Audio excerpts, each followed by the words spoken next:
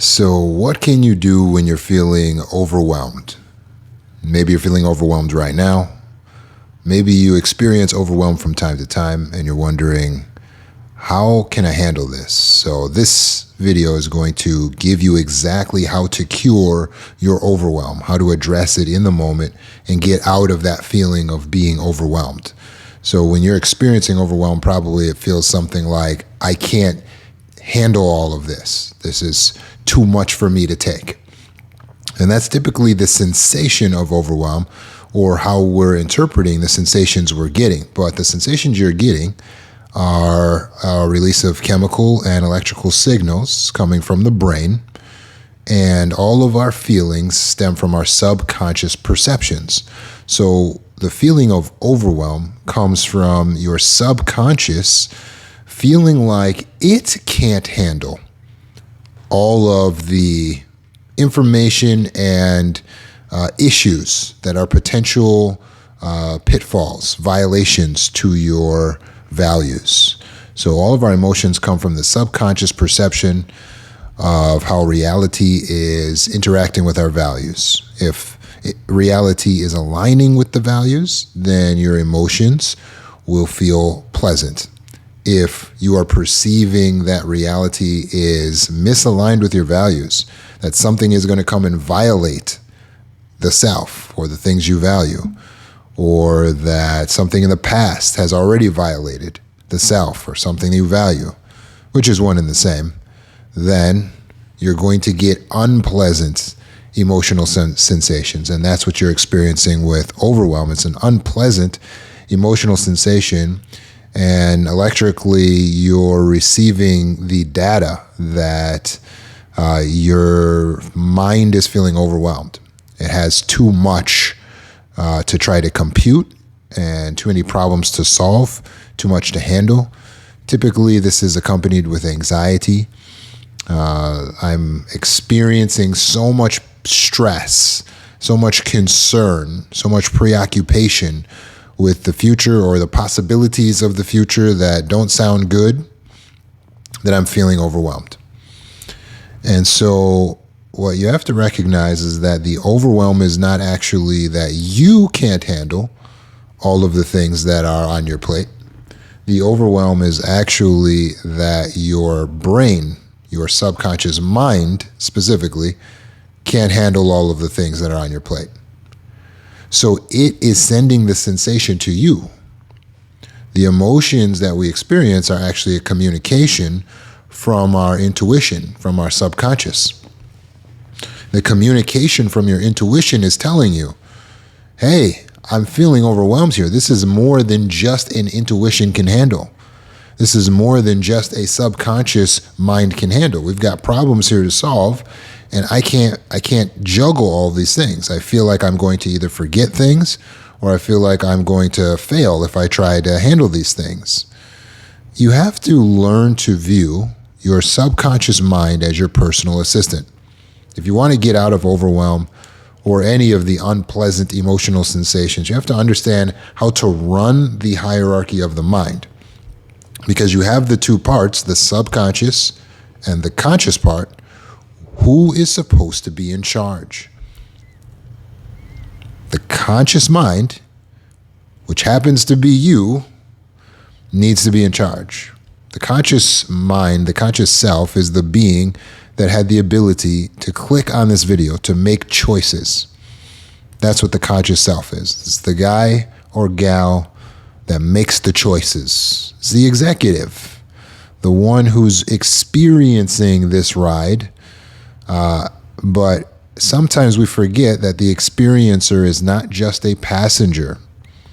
The experiencer is the pilot of the body. So you need to step up and take responsibility for what the brain is overwhelmed with. It's not that you can't handle it all. You're getting the sensation, I can't handle it. You're getting that communication from the subconscious. Your subconscious can't handle it all. So, what place is the subconscious supposed to be in? Number one or number two? Number two, the subconscious needs to be the assistant. Okay? This is very important. You have to lead. If you want to get out of mental illness, trauma mindset, negativity mindset, you have to be the leader. If you want to get out of hypervigilance, there's a link between allowing your subconscious mind to lead you and mental illness. Those who are experiencing mental health are leading themselves in their conscious mind, in their wise mind. So what do you have to do in order to get there? To where you're in charge, where you're running the show, you're leading the self. Well, in this case, you want to do the same thing a CEO would do, the same thing a family head would do. Does a boss not listen to any of its subordinates? Well, of course not. A boss will listen to the subordinates. He just won't allow the subordinates to usurp his authority, right? A family head will listen to the members of the family, but ultimately the head of the family will make the final decision. So you, within your bodily and brain structure, you are the conscious being is the boss. That's you. So you need to listen to the sensation, I feel overwhelmed, but not adopt it as your own mantra. So your subconscious is saying, okay, hey, look, I feel overwhelmed. Now what? Well, understand that you can handle something that the subconscious can't handle. As an executive, you just need to organize the situation. So the first thing you do when you feel overwhelmed is grab a pen and a paper. Pen and something to write on. Yes, it doesn't matter if you use a pencil or some chalk on a chalkboard or your phone, a note app in the phone. But you'll want to externalize this, so we need to get it written down so that it's in written form so we can read it. So you're going to take a look at what it is that's making you feel overwhelmed. And typically, there's a list of like 10 things. Somewhere around 8 to 10 stressful things happening, the brain gets overwhelmed. Can't handle that, so many things, right? So now we need to allow the brain to release, right? To purge out all of these things. So you allow it to dump. And you're going to write down one by one on a list every single thing that's on your mind that's feeling overwhelming. Okay? So start making your list. And you can do that right now. If you're experiencing overwhelm, you can pause the video, start making the list. So you're going to write down, let's say you say, I got the kids coming home this weekend. Let's say you say, I got in-laws next weekend and I don't know what I'm going to do. Let's say you say there's a costume party coming up and I don't know how I'm going to make costumes for the costume party. Let's say you say there's a bill that needs to be paid. I don't know how I'm going to pay the bill, right? And then you say, I need to go back to school and get a certification. And on top of that, my spouse is being rude to me. Okay, right? You're just feeling overwhelmed. It's got a lot of stuff happening and it's too much to handle. It's the subconscious mind that can't juggle all of this stuff. We dump too much on the subconscious and here, handle this. I don't know, you handle this. Subconscious can't do everything. It's amazing, but it can't do everything without us. So this is our time to step in as a CEO. And just like a boss would listen to its subordinates, okay, and what else? Yeah, and what else is bothering you? Okay, and what else is bothering you, right? Or a parent will listen to the children. Okay, what else? And what else is bothering you, right? You're going to listen. You're going to listen, but not obey, right? So the subconscious mind has now given us some things that it's concerned about, okay? So there's a few things now that you can see the list. Don't be afraid to look at your list and read it. Seeing it written on the page does not actually cause you more anxiety. What it's going to do is you'll feel a little pressure release. And the relief that you'll experience is because the subconscious mind is recognizing that you're handling it now. And it goes, oh, thank you for writing those things down, because that was a lot for me to be juggling and to be holding on to on my own. And so you're going to feel that release of pressure, right? Next thing, 80-20 rule of thumb. 80% of your stress comes from 20% of your issues. Okay, 80% of the stress comes. So you'll be able to identify, if you have a list of 10 things, there's only 2 things on the list that is actually accounting for most of the pain. And so when you just deal with those 2 things, you'll actually feel tremendous relief. Just another tip. But what we're going to do with this list today is we're going to identify 2 categories. Everything on this list falls under 2 categories. 2 categories. What we can control and what we cannot control. Everything falls under those 2 categories. What we can control and what we cannot control. Of course, what we cannot control is going to be crossed out. What we can control is going to be circled. So go ahead, one by one, look at your list and look at the item and ask yourself, is this under my control? Is it under my power? Is it under my authority? Do I have the ability to do this, to change this, to control this? And if it is a no, then you cross it out, no matter what it is. If it is a yes, you can control it, then you're going to circle it. And there's numerous reasons. We can't get into all of them, but just to understand, you must make a rule, a covenant with the self. I will not think about things that I cannot control. And so when we cross it out, we then tell our subconscious mind visually by crossing it out, and you tell it verbally by either speaking out loud or thinking the thoughts, and you're going to say to the subconscious mind, I can't control that. So there's no point on thinking about it. Just like that. Just that simple, just that blunt. You got to let the subconscious mind know that's not in my control. So therefore, it's not in my power. With no power, there's no responsibility.